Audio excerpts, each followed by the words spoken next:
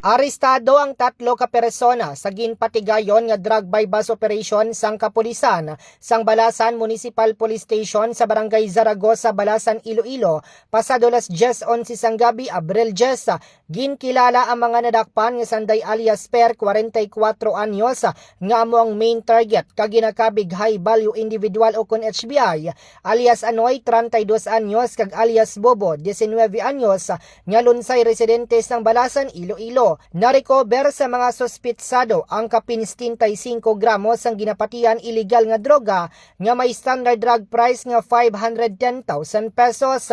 Sa karon, yara na sa kustodiya sang Balasan Municipal Police Station ang mga sospek kag magapangatubang sa kaso nga paglapas sa Republic Act 9165 o kon Comprehensive Dangerous Drugs Act of 2002. Balita nagikan diri sa 5th Distrito ini si K5 Reggie Di Mayo para sa kampiyon nga balita, serbisyo publiko kag kalingawan sa 5th Distrito K5 News FM. Ang ining balita ang ginadulong sa inyo sang DTX Coffee Mix. Himo sa natural nga sangkap pareho sang amarkuso, chia seeds, desugared sugared cane extract powder. DTX Coffee Mix. Nakakapi ka na, naka-detox ka pa. DTX Coffee Mix. Mabakal sa mga butika.